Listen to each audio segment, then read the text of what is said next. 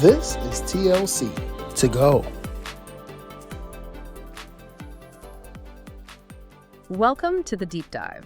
So if you're in health sciences faculty, maybe you're grappling with some of the unique challenges, but also the incredible opportunities of teaching online. Yeah, things like how do you translate hands-on skills? Yeah. Or build real connection with students you might, never meet face-to-face. Exactly. If that sounds familiar, then this deep dive is definitely for you. We're cracking open a resource that's specifically designed to help. We're drawing insights from the UTHSC Teaching and Learning Center. Right, and it's a fantastic resource hub for faculty development. The material we're looking at today, it's pretty current, last reviewed March 27, 2025. Good to know it's up to date. Yeah, and it offers really practical, actionable guidance. Okay, so our mission for this deep dive is pretty clear. We're getting into what this UTHSC TLC material says about online learning. We'll touch on, the basic definition and benefits, but the real goal is to unpack the practical strategies they recommend, especially for designing effective online learning experiences in, demanding fields like health sciences. Makes sense. They do start with a core definition, which kind of sets the stage. Online learning, as they put it, involves courses based on the internet. These can happen synchronously, like live lectures, real-time chats. Like we're doing now, sort of. Kind of, yeah. Or asynchronously, where students and faculty engage at different times. Think discussion forums, pre-recorded videos, that sort of thing. The key thing is using technology to connect everyone and, make learning happen. Okay, that's the foundation. Now, beyond just being, sometimes necessary, the source points out some real benefits to this online format. There's the obvious convenience, right? Flexibility, 24/7 access. That can be huge for busy health sciences, students juggling coursework with clinicals or maybe even jobs. Definitely. But they also stress how online learning can encourage more student-centered approaches.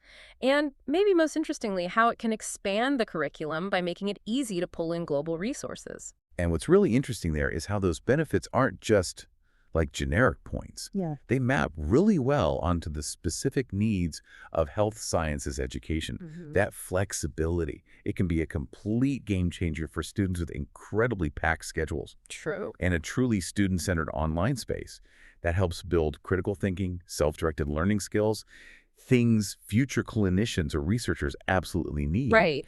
And accessing global resources, that's just essential in a field where research, best practices, even public health challenges, they cross borders and change constantly. Absolutely. So the definition of benefits are kind of the what and why, but the bulk of what the TLC offers and what we really want to dig into here is the how. How do you actually teach effectively online in this context? Move beyond just sticking a lecture online and create something genuinely engaging and, impactful. Exactly. And that's where their practical teaching tips come in. Yeah. These are insights, strategies pulled from experience and research aimed right at overcoming those online challenges and boosting student engagement and performance. And they get straight to a core idea. Using active learning strategies online really does impact student performance positively. They even mention research backing this up, that how you teach, the methods you use are incredibly important. Which brings up a big question for health sciences faculty, doesn't it? How do you translate active learning? You might immediately think labs, simulations, hands-on patient stuff. Yeah. How do you do that online? How do you get students doing something, not just watching or reading? Yeah, that's the million-dollar question. Well, the TLC source gives some concrete answers. Yeah. And a common thread running through them seems to be the power of connection and organization. Yes, connection. That's a key thing they highlight. They mention that intentionally creating community has positive effects on the quality of student learning. Plus, it increases student engagement and encourages motivation. That sounds like a pretty big payoff for fostering connection. A huge return on investment, definitely. And they don't just say build community and leave you there. They offer specific, actionable strategies on how to do that and how to organize your course effectively, too. Okay, good. Let's unpack those strategies then. What's the first practical tip they suggest? First one is surprisingly simple but really effective. Create a discussion forum that acts like a parking lot. A parking lot. Okay, tell me more. Right. So think of it as a dedicated space, easy to find, maybe right at the top of your course page. It's specifically for course information and crucially frequently asked questions. But the real magic isn't just having an FAQ spot. It's that students can ask their questions there. Okay. And other students can jump in and answer them. Ah, okay. So it's not just about making the instructor's life easier, though I bet reducing repetitive emails is a big plus. That's definitely a win, But yeah. it's also a tool for peer support, peer learning. Exactly that. It encourages students to help each other out, building that peer-to-peer interaction, that sense of community. It kind of decentralizes the instructor as the only source for basic questions and empowers students to contribute. Imagine like a student struggling with a basic dosage calculation in a pharmacology course. Posting it in the parking lot lets another student who just figured it out offer help, and that probably reinforces their own understanding too. That's a really powerful way to frame it. Turns a simple logistical tool into something pedagogical. Okay, what's the next practical tip from the TLC? Their second tip focuses on structure and navigation. This is absolutely vital online where you don't have those physical cues like specific classrooms or handing out papers. They recommend structuring your course modules consistently. Yeah. Whether you organize by concept or topic or maybe week by week, that matters less than making sure the structure and how students navigate it are consistent, super clear, and simple. Yeah, I can totally see how that's critical, especially with the kind of dense, complex material you often have in health sciences. Students are already wrestling with tough content. They shouldn't also have to fight a confusing course layout. Consistency just reduces that extra mental load, right? Precisely. And they add a really practical suggestion here. Use the student view feature in your learning management system like Blackboard or whatever platform you're using.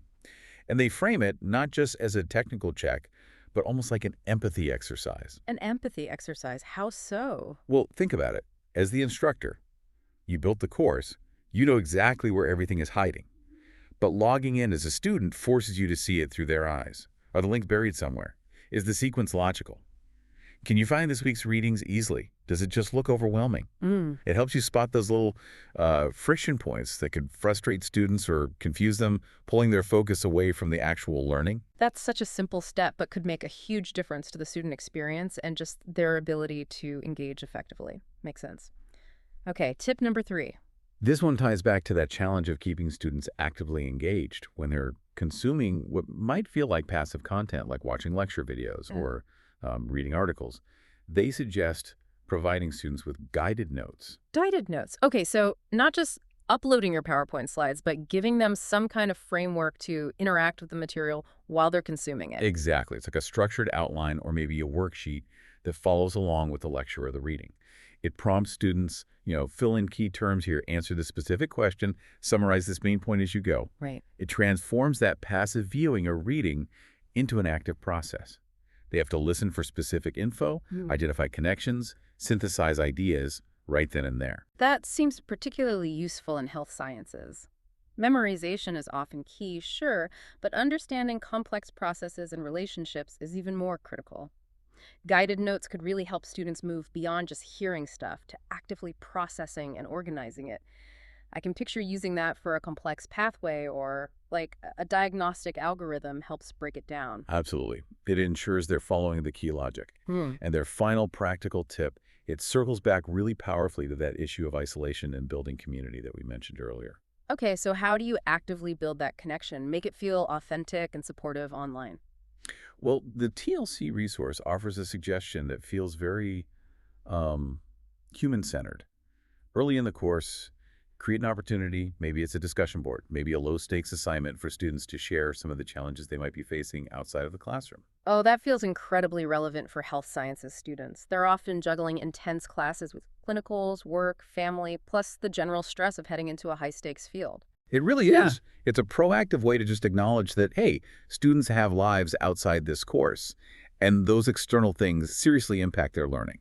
It shows empathy. It opens a door for communication if they need support or accommodations later. Yeah. And maybe most importantly, it can just make students feel seen, feel less alone. Sharing vulnerabilities, even small ones, can be a surprisingly powerful way to start building connection in the group.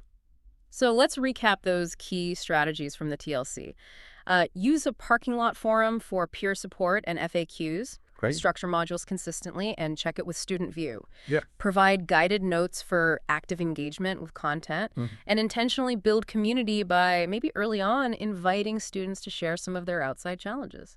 These feel like really concrete, actionable steps, not just vague ideas. They really are. And the resource doesn't just stop with those tips. It also points faculty towards other resources for, digging deeper into these ideas and broader online teaching excellence. Ah, okay. The pathways for more learning. What do they suggest exploring? They list a few key places. One is the ACUE Online Teaching Toolbox. ACUE is the Association of College and University Educators.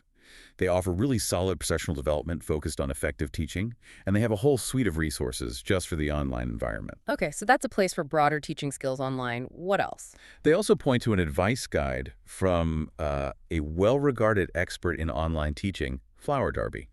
Specifically, her guide on how to be a better online teacher. Oh yeah, Flower Darby. Her name comes up a lot.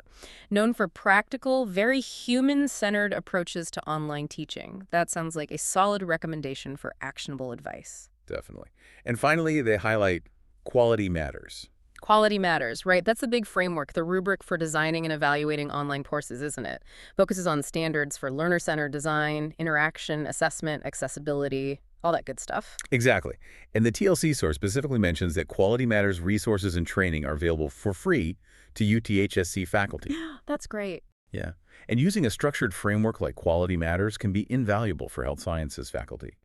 You need to make sure your online courses aren't just engaging, but also meet really rigorous standards for content, learning objectives, assessment integrity, especially with foundational knowledge and clinical reasoning involved. So really, this UTHSC TLC resource acts as a concise but pretty powerful starting point.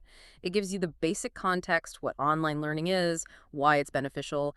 It offers these immediately useful strategies from research and practice, and then it points you toward trusted resources like ACUE, Flower Darby, and Quality Matters for, deeper dives into the pedagogy and design standards. Yeah, it kind of distills some complex ideas into practical steps. It offers quick wins, but also pathways for ongoing professional growth in online teaching. And it feels implicitly tailored for that health sciences context. Okay, let's start to bring this deep dive toward a close then. We've explored the UTHSC TLC's take on online learning, covered the definition, the benefits, unpacked their practical tips for organizing content, boosting engagement, and crucially, building that sense of community. Right. And we've pointed you towards the additional resources they recommend if you want to explore further. And these insights, they really feel crafted to support health sciences faculty specifically, helping you navigate that unique landscape of teaching complex, often very practical material online, helping you create learning environments that aren't just, functional, but truly effective and supportive for your students. Yeah, it's really about using the technology to genuinely enhance learning, not just deliver content from afar. And making sure that in doing so, we're addressing those potential downsides like student isolation, while still maintaining rigor. Which brings us right back to that strong emphasis the source placed on building community. Fighting student isolation, increasing engagement. It does. And maybe that leaves us with a final thought for you, the listener, to consider as you refine your own online teaching. How might intentionally fostering a stronger sense of community in your online health sciences course impact things? Not just student mastery of the material, but maybe also their preparedness for the collaborative, often high-pressure professional settings they're going to enter after graduation. It's not just about the course content, is it? It's maybe about building foundations for how they'll interact as professionals. That connection between the online community you build now and their future professional collaboration. Yeah. That's a really interesting link to think about. It certainly is. And that wraps up this deep dive into online learning resources, drawing from the UTHSC Teaching and Learning Center. We really hope these insights give you some concrete ideas and maybe some valuable places to explore further on your own. We invite you to join us for other deep dives where we unpack more useful information.